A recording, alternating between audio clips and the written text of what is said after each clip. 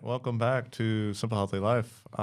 We are blessed to have Garry Watson here, who is, we've been friends for a long time now, and I am so excited to chat with him because he's just such a unique individual, and I'm sure that will come through. But Garry recently, I mean, he's had 100 lives. It's so interesting to talk to Garry, and he's been through a lot.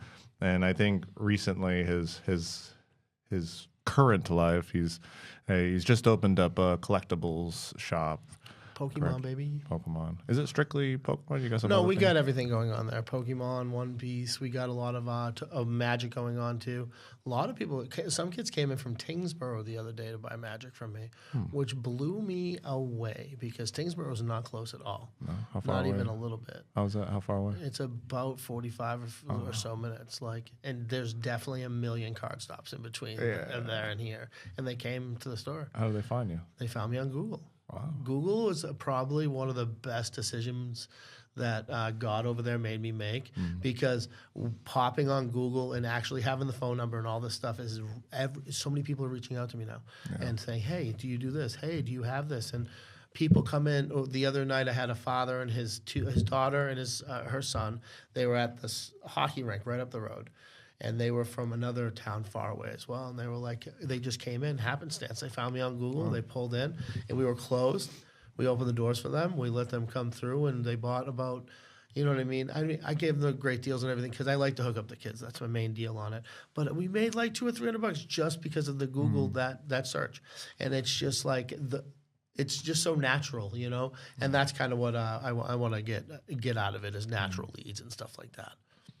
Yeah. It's interesting because I think most people, maybe 35 and below, perhaps, and maybe older. I don't know. It's just a guess. But I think they go online first, and I think they search like, okay, is this place legit? Because that's what I wonder. I mean, if I really look up a place, a business, and I'm like, are they even active? Do they even exist still? I don't want to waste my time going to a place and then it's like we're so busy. So the online stuff is good. And I find that a lot of people are also searching online because some people aren't on Instagram or Facebook or stuff like that anymore. You know what I mean? Those non-digital nomads, they're trying to get away from it. And they're coming in and they're just because of a Google search real quick. And they're like, oh, you're right in our area. I'm not on Facebook or anything. Yeah. Nice to see you. And they wind up being some of our best customers because they're actually passionate about the TCG. And that's what the store is kind of about. I really like Pokemon. I like to play the game. I like to do all that stuff. I like to play all the card games. TCG is like a huge, it's like not only a huge franchise right now, but it's also just a very fun way to enjoy some time with people and not be sitting behind a computer screen and not be sitting on your PlayStation or watching TV and stuff like that. And I think that's a getaway that we all kind of need, And I that's why the store is going to be more of a card store and lounge. I want people to come and feel welcome to come hang out, open your cards, go through your collection. If you need to change some stuff up, I don't want it to be limited to just buying from me. I want you to come in and feel like you're welcome to come hang out with us and stuff like that. Is that what brings you into it? Because you're kind of a social person. Is it like the social aspect? I'm the most social, unsocial person you've probably met in your life, and you wouldn't guess it. I have so much social anxiety too, and that's the funny part is. And I've been in sales my whole life. I've been doing insurance for 20 years, and that alone has just made me kind of callous to the fact that you have to deal with people, right? And then it goes hand in hand with Pokemon because I'm just selling a different medium. The only difference is people want to buy Pokemon, people don't want to buy insurance. So it's a much easier sell at the end of the day, Yeah. Suppose convincing the Pokemon people that they need to buy. Yeah, no, I'm just convincing them to pay what I want them to pay. Yeah. That's the hard part there. So you're still doing insurance too? Oh, I'll never stop doing insurance. Insurance will be a fixture of my life forever because it's kind of like you call it bread and butter, you know what I mean, or whatnot. It kind of pays all the bills. And without the insurance, without the agency, without my mother and all that stuff, I wouldn't even be able to come close to do what I'm doing today. We kind of structured the business as a backbone for everything we have going on, and now I'm able to venture out and do other cool stuff. That's all, and that's why I got into it because of my godson. out of nowhere, because I've been into the games forever. I still play red and blue and stuff like that. I don't stop playing the video games. But the cards I got out of a long time ago, because you remember being a kid. You didn't know what you were doing with those cards. I ruined every one of those cards I had. I had so many first editions I can't even begin to explain. But I digress. Now I'm back looking at these new cards and these new things. They're so much cooler than they ever were. You know what I mean? And that's the whole thing about it for me. So he kind of got me addicted. So Max, thank you.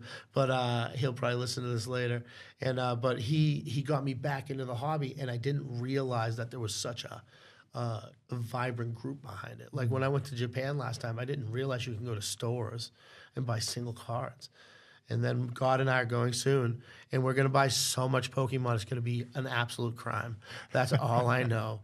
And hopefully I don't go broke just doing Pokemon stuff. But yeah, so, but that's like it gives you another reason to go other places. And then I'm also a Pokemon professor, and soon I'll be applying for jobs at their regionals, which are in like Germany and like France and all those stuff. You can just volunteer to go work at those stuff. Huh. And that's going to be something I try to get into too, just to kind of be more enthralled in the Pokemon world, because it's actually a pretty cool whole thing. Ever since I known you, you seem to have a lot of hobbies. You seem to get into things. That's like important to you to like dive into the thing. Feet first. Right, like just like the ice bath, you can't. I feel like you got to give everything justice. You know, how do you know you're going to like something unless you go all in? Then you really realize if you want to do it or not. And that's kind of my theory of everything. And I bounce back and forth. I have all sorts of stuff. I like motorcycles. I like cars. I like cards and collectibles. I like comics. I like. Again, video games, all sorts of stuff. And I do try to limit them now as I'm getting older, you know what I mean? It's not as easy as it was when I was younger and didn't have nearly as much inhibitions at house and stuff like that, you know? But I think it's just part of life. Like everything, you should go in full force. Why are you going to do it half-assed? Use your whole ass. Both cheeks, baby. It sounds like you got a vision for this location that you opened up. What's it called? Can you tell everybody what it's called? It's On the Level Collectors. On the Level Collectors. Okay. Yeah. And how long have you been open for? Since December 1st. Nice. Good time to open. Yeah, perfect time. And how long did it take you to go from kind of concept to open? It took a little bit of time. Like I would say about 3 months. We were supposed to open in November, but everything fell apart, and we had to get more cases and stuff like that. And then paint, and it wound up. I thought it was going to be like a 2-week process. It was not even close to a 2-week process. This was a very long time. You have to set up with the state. You have to do the insurance portions and all that stuff. And again, thought it was going to be like easy peasy. No, not at all. It was quite difficult. And now everything is done. We have the table set up. We have the counter set up. We got all snacks. We got cards. We got everything going on over there. Like I said, One Piece, Pokemon, and Magic really kind of centered right now. We're trying to break into Lorcana, but that's another game that's kind of very hard to get allocation and stuff like that for. All of them are everything's tough. Getting allocation for any of this stuff is just proving it impossible. You know, and One Piece now is blowing up like crazy. So buying cases of that are absolutely insane as well.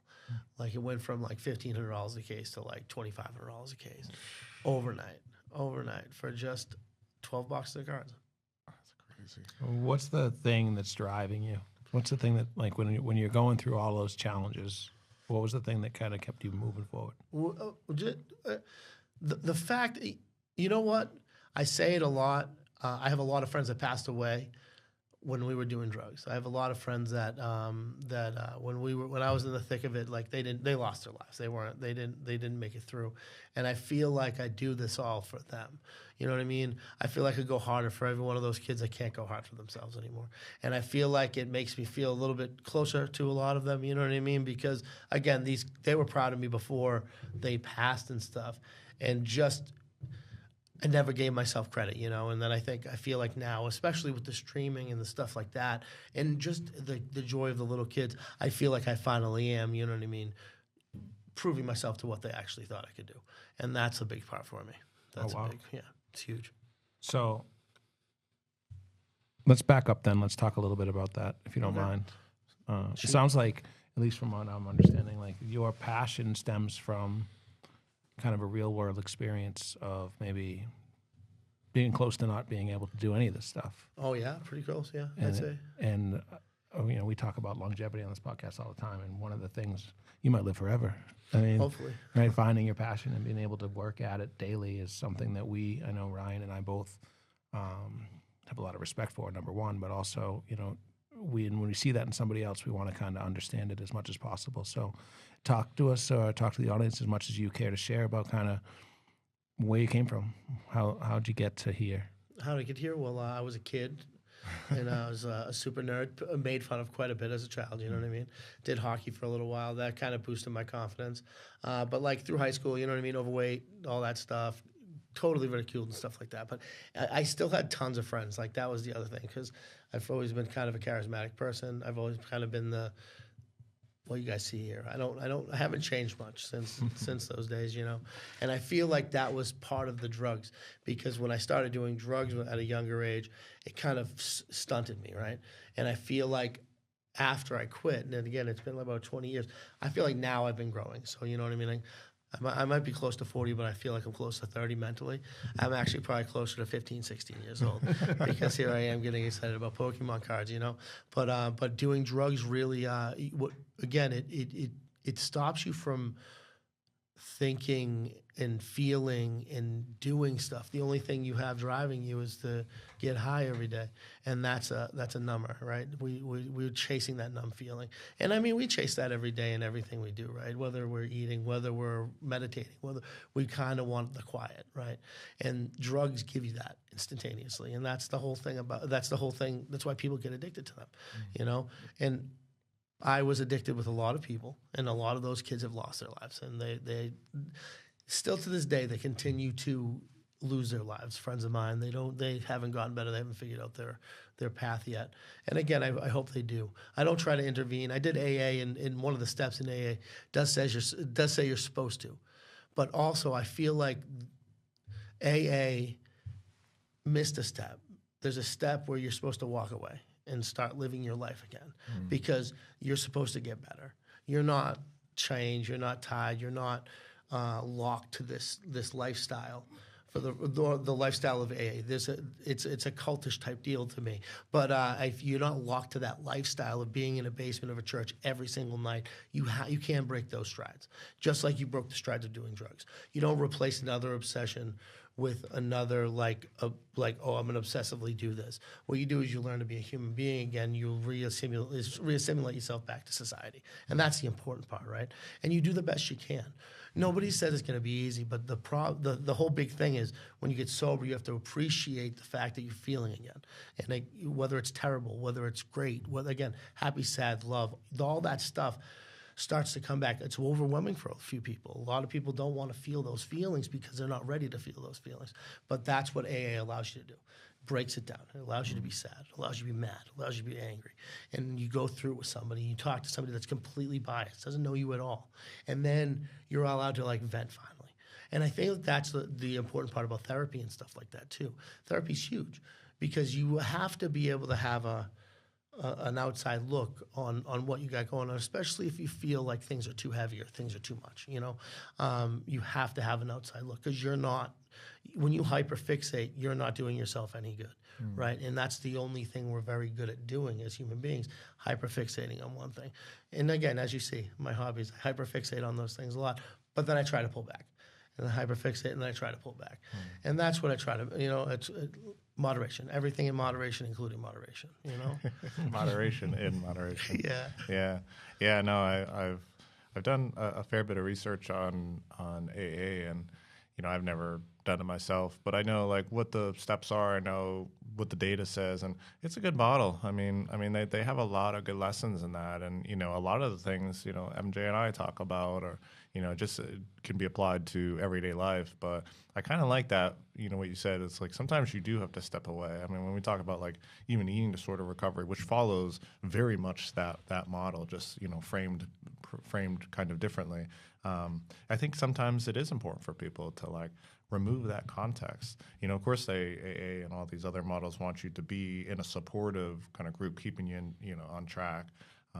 But at a certain point, yeah, maybe it is important to like be a human again, like you said. How long are you supposed to use crutches for, right? Yeah. So when did you start using? I mean, I was probably like 16, 17 years old. I was a high school dropout. They kind of made me drop out of school. I was selling weed in school, and I got caught. And I got the option to either drop out or be expelled, and I just chose the latter. Oh, no, the former, sorry. And I just left. And I started working right away and started being a piece of crap, and it just kind of snowballed downhill from there. So, like, and then come 21 years old, 21, I was like full-on heroin addict. It was just, and again, you know, being such a stupid person. I laugh about it now. Just think about how terrible I was. I literally get giggles because it's fun. It's funny. It's funny to think how horrible I was, and then again to look back on all this stuff and how far I've come is amazing to me, right? Because without that one decision, nothing else would have happened. I would have probably wound up with the same fate with a lot of my friends. I wouldn't have made it out of the 2000s heroin epidemic, but luckily I did with the support that I had, you know. And it was like 07, so yeah, it'll be 20 years coming up soon. Wow. It was unreal. What was the decision? When did it hit you? What, like, give us that. Take us back to that moment. Well, the decision. I feel like a lot of people hit rock bottom. I don't think I ever hit rock bottom, and I don't think I ever needed to. I think what it was is I couldn't look my mother in the eyes anymore, to be honest with her, and that was so hard on me. So I just literally shut the door and I broke everything down to her, and then we made a plan and we got through it. Took me a couple times through detox, because you do detox once, they put you on a ton of drugs. Detox is, oh my God, it's one of the worst things you could ever go through. And then I get out of detox, naturally I start doing drugs immediately, right away. Awesome. And then go back to detox, and I go, hey, any way you guys can not give me any drugs? They told me they couldn't. Saw a psychiatrist, he said it's okay. Finally got them to give me a multivitamin and a Tylenol a day, just for the aches and pains. Because one of the things they give you in there is Darvocet. Darvocet is a Percocet derivative, which is an opiate. So why are you giving me something I'm trying to kick? I don't want to take that. Please leave it out of my life. And from that point forward, it was all done for me. Then I moved to Florida. I went to the Plymouth House in Plymouth, New Hampshire. Plymouth House was another one of those very godly retreats. It's super AA. Like, they want you to be an AA for the rest of your life. They never want you to think of another lifestyle choice ever. You're going to be doing AA. You're going to be doing conventions. You're in the cult. You know what I mean? And again, hey, I love that place. I won't even bag on that place. It helped me get sober. It really did. It helped me understand the steps. Going to Florida got me sober, because Florida was the worst place I'd ever been in my entire life. I hate Florida. I don't like how hot it is there. I hate heat. I'm not a very hot. I like did you cold. go there? To get away from everybody. I chucked my phone out the window, leaving rehab, and we just literally. And then I went to Logan and I flew. Got a new phone when I got to Florida. Moved into a halfway house in Tampa. What was it for Memorial Highway? I think it was over down there, and it was right by Bradenton. But I moved into a halfway house. Started doing that whole thing. My buddy Kobe Murray, who's still sober. He's a pastor now, and doing a bunch of solar stuff in Florida. I mean, I love him. I friggin' hate the state of Florida, though. You meet some very insane characters down there. And then you also realize, but watching these people, going through AA, going through all this stuff, you see people that are so bad, and you're just like, I'm not even close to this. I don't want to ever be that, because I feel like I would have ruined myself a lot more. You know what I mean? You see people with all sorts of diseases and problems and all these things just from drinking too much. You're just like, what? You drank that much that you changed the molecular structure of your body? That blows me away. Right then, right when I seen these people, I was like, oh my God, it's over. Right when I saw them sober. Again, when I went through detox the first time, I probably met the same people, but I was so high. I was bent out of my mind. The second time through, I was like, all right, sober-minded. I was like, this is absolutely insane. Florida, I just met the people tenfold. That was just unbelievable. I felt like I was in jail. So I was doing that, running a sober house. The guy who ran the sober house, who owned the sober houses, he was doing drugs the whole time. We were all in there because it's Florida. It's a terrible place. It's not a very good place to get sober. And then one day I just opted. I said, hey, dude, I'm out of here. He lost his mind on me, and I was like, you know what? I had the only car in the whole entire sober living environment. I was like, I'm leaving. Just drove home. Just drove back to Boston in the middle of December. And he's like, where'd you go? I was like, I'm going back home, bud. I was like, I'm in like New Jersey already. I was like, see you later. Have a great life. and you know, it's just, I have a very sour taste in my mouth because of Florida at this point in my life. Yeah, I hate going there. I will go to Georgia. I don't want to go to Florida for freaking anything at all. You know what I mean? It's just over. No, but meeting those people down there really did push the narrative. And then when I came back, it was easy for me to just get back into insurance and move forward from there. Because you saw those people as potential you. Yeah, but you see yourself in everybody, right? And I think that's a very important part in getting sober. You have to see everybody as a mirror. It's not, you're not better than any single one of these people. You are these people. And that's the whole thing, this addict mentality. They're all one. And I feel like that's kind of that camaraderie that we're all searching for. That's why addicts keep doing drugs together, because I found my group. I found my niche. Oh, these people love me. They care about me. No, they don't. You guys are just getting high. You don't care about anything. You don't even know what caring is, right? Stop doing drugs and just move forward from there. But see, you have to use these people as a mirror. If you don't use their examples, you're going to have to make your own examples.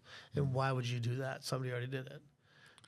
Well, yeah, I mean, I think, you know, that stands out to me because I don't think a lot of people see other people as mirrors. I think people could be very compassionate and friendly and nice and all that kind of stuff and moral, but I still think a lot of people have that essence of like, well, I'm different than them, you know, I'm better or I'm worse even, you know, they can present as I'm less than, when I think you're right, to see where you could be and accept that and be humble and practice some humility. Every person engaging in those actions over a period of time will eventually get to those low lows, and so I think that's a unique quality that you possess. I think it's a unique policy, or I think it's a unique policy we should all kind of attribute, right? Because we are all the same exact thing. If we all were put into the crematory today, we'd all come back a box of ashes. It does not matter who you think you are or what you are. You're nothing but a meat vessel. And as soon as you stop being this meat vessel, your energy is going to go on to something else. You might be a freaking plant. Who the hell knows what's going to happen to you? But your energy is going to continue on. And what you can be positive or negative, and I just try to be positive on everything. And again, you find positivity in finding people as your role models, whether it's negative or positive. You got to find role models in life, and I found a ton of them. And that's kind of, I mean, I feel like a secret to it, right? If you can see people, again, and then you see people for who they are too, if you can see yourselves in them, you know, that's, I think, why I deeply connect with a lot of people too. And a lot of people, like, you know, I love you guys, but like a lot of people I meet think we're like best friends, and it's just like, I mean, man, no, I just talk to you sometimes. It's cool, you know what I mean? But hey, yeah, we're friends, you know? Because again, I try to see myself and I try to relate with every single person I meet. Because why wouldn't you? I don't understand even this whole mentality of being divisive through this whole, everything we have going on right now. We're one thing. We're not any better than anybody at all. You know, we might be better at things, but you can be just as good at those things. Don't be jealous. Don't be bitter. Just learn from people. And again, good and bad. Just see them as a mirror. That's it. There's a couple things that I want to address. And number one, I think it's pretty interesting how we started the conversation with the fact that you are, I'm not going to use the word running, but you're moving towards something you're passionate about. You're building things you're passionate about, and you're working in a direction towards something, a life that you want. Yeah. And then we jumped back to the beginning, and it sounds like at some point you had this realization where you were simply just moving away from the life you knew you didn't want. Of course. Right? And we talk about this a lot of times, right? What drives you? And it can be success or fear of failure.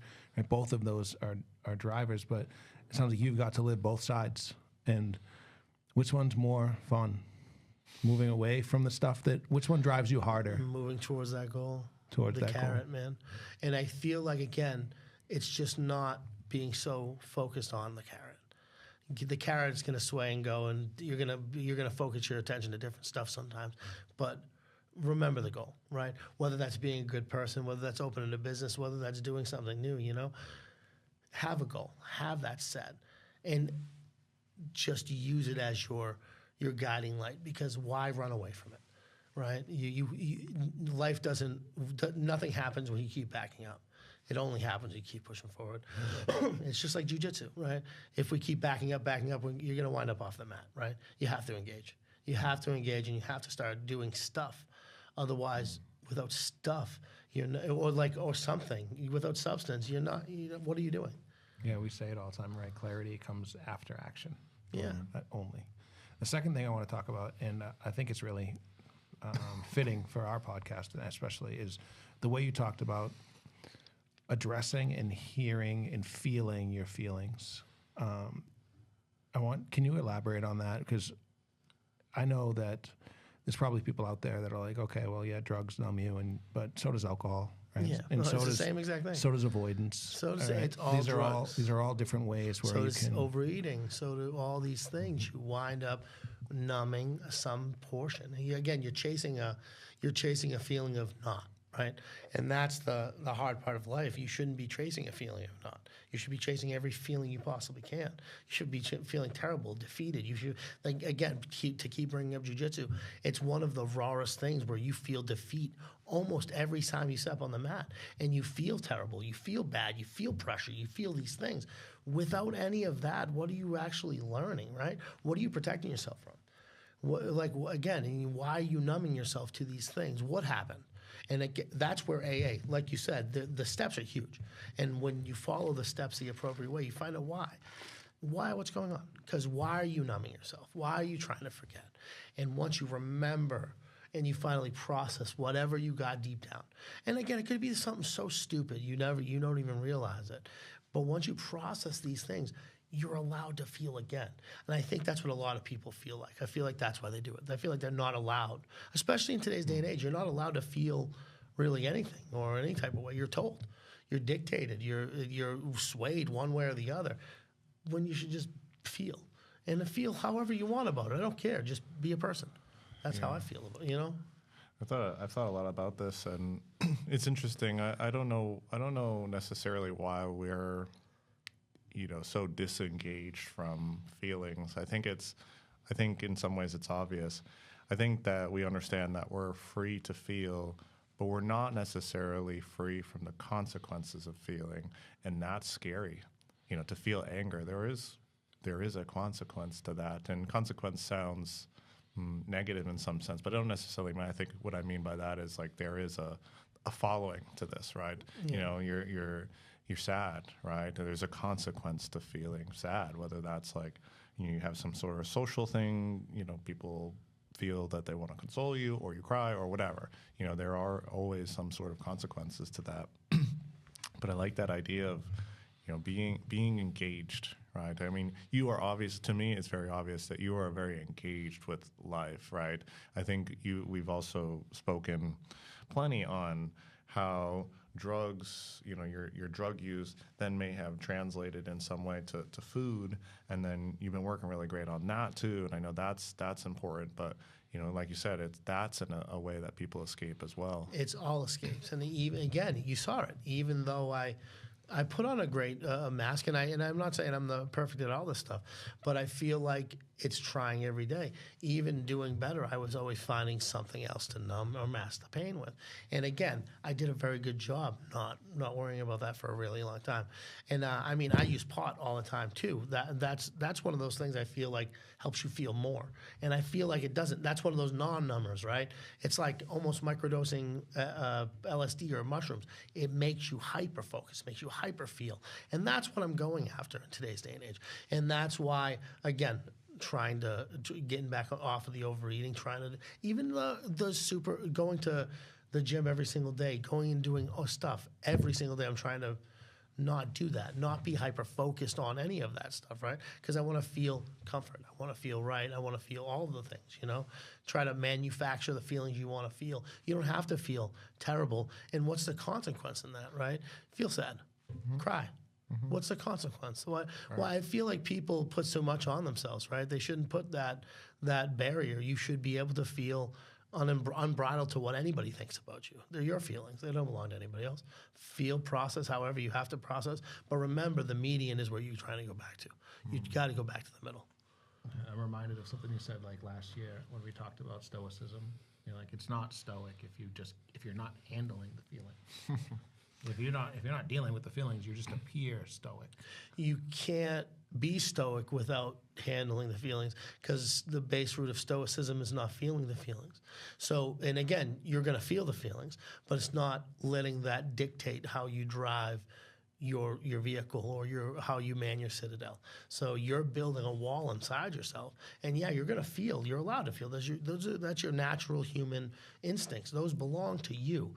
You just have to start feeling the right way about the right things. Stop so much on those like, oh, I'm really angry about this happened to me, and give up on it. Who cares? Who cares how people slight you? Don't talk to those people anymore. You know what I mean? Move forward with your life. Slights are slights. Oh, something makes me really sad. Take that sadness in, right? But go back to that inner citadel. You want to be right back to static. That's what we're all trying to do. Again, feel and retract yourself back to where you were before. Balance. Find your middle. I think the thing that is important about this conversation too for people to understand is that we often maladaptively cope with feelings before they even show up. You know, the drug use, right? I mean, you're not all the time. I mean, this certainly happens, but you're not feeling perpetually sad and depressed and then using drugs. Often people just get into the habit of using and then they're not feeling as a consequence, and that, you know, is sometimes, you know, in some ways desired, right? Like that's being super passive. Same thing with like drinking, right? If you go home every Friday, every Saturday, every Sunday, every day or whatever it is, every night, and you drink, you're not even giving you're not even allowing feelings to pop up, and that's super important. Even it doesn't even need to be as overt as drugs or alcohol. It could certainly be like, you know, I go home and then I'm just on my phone. You know, I'm just pure text, right? Yeah. You know, that alone is bringing you out of the you know, the realm of being even possible to heal and feel. And yeah, I think it's a great point, MJ. Yeah, you're not stoic if you're maladaptively coping before feelings show up. You're not practicing stoicism. You're practicing avoidance. Right. And you know, I know that you're getting really good at it. It might outwardly look the same. You're getting really good at it, but it's not the same. You're not getting good at stoicism. You're definitely being good at avoiding. And again, stoicism isn't about avoiding. It's about literally hitting it head on. You know, Marcus Aurelius didn't do things half-assed. He was a pretty badass general, and he did a lot of crazy, awesome things while being a completely stoic individual. You know what I mean? Think about all the people he slayed and went through and did all this stuff, and still went back and wrote and processed, because he felt those things. He felt the rage. He felt the sadness. He felt all the stuff. He wasn't seeing his wife. He wasn't seeing his kids. He'd go back and write, and then he'd come back to center, because that's what stoicism's all about. Mm-hmm. It's about like not maladapting, but actually adapting to it. That's what you want to do. Yeah, we can cope healthfully, right? You know, and those are all the things, you know, like your hobbies, you know, getting into Pokémon or trading or building a business or talking with people, hanging out, you know, all those are certainly ways to cope. They're just not let me remove myself from life. Let me be in the back seat of the car while something else drives for me, and just like, I'll end up where I end up. You know, I think a lot of people kind of suffer with that, you know, just on autopilot. And, you know, it's not it feels safe, but it's not. It's not a safe way to live your life, you know, mentally. I mean, eventually you wind up going down the wrong path, or you wind up doing those things too much, is what it is, you know. And again, I'm not going to sit here and just try to jam stoicism down people's throats, but it is kind of the better way to live, you know. If you can find your way to it, a great book is The Daily Stoic. I love reading that every morning, and it's a great resource to just kind of get your mind on the right path. And then you can go ahead and process and do your stuff. Do yourself some service instead of disservice, you know? So here you are. You've done all the things. You've started at the bottom. Now you're here. Yeah. And what's next for you? I mean, I think this is pretty good for me. I'm gonna pilot this ship that God and I have going on. Hopefully, we get some more followers and stuff like that. I would love to get some monetary on the YouTube and stuff, but we'll get there when we get there. But my whole thing is to do this for the children, kind of in the hobby. You know, I don't even go to any of these shows without giving kids a ton of stuff while I'm sitting there. It makes me feel good as a human being, you know, and I think that's kind of why I'm doing it, and to hopefully build something for my godson to kind of do what he wants with when he wants to. My favorite thing is to build these things and make them work, and then move on from them. And hopefully they work without me, and then go from there. Though they work really well with me too, so it's kind of hard to leave things, you know. But I think I don't know what my next venture will be, but it will be this card thing for quite a bit. Yeah, I'm gonna enjoy it. It's a slow burn. I'm gonna enjoy this one because playing Pokemon is turning into a huge thing for me too. We were playing for like 4 hours last night. It was awesome. It's a great time. You can tell not just in your words, but in your overall energy around it. Yeah, So it's awesome. It calms me down. It's one of those things, and a lot of car and motorcycle stuff. Because I also haven't figured out how to not buy toys. I love toys. Again, that's the part I think I haven't grown up yet. I just bought a drift car. I have a race truck, but I do those things because I like to go fast and I like to have fun and I like to do all that stuff.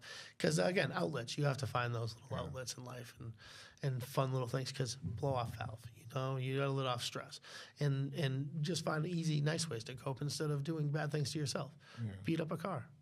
Well, you certainly, even for you, you have a lot of these, very random and like, dare I say, like sometimes eccentric, kind of hobbies and qualities. But you also work a lot. I see that all the time. I mean, you're constantly on calls with the insurance. You're constantly there, and then you're then right after your main bread and butter job, you're going and opening the shop, and then on weekends you're going and doing shows. I mean, you work a lot, and so that kind of speaks to the balance. I don't know if everyone can go and like buy a bunch of cars and cards and do all those things, but you strive towards them, that carrot, right?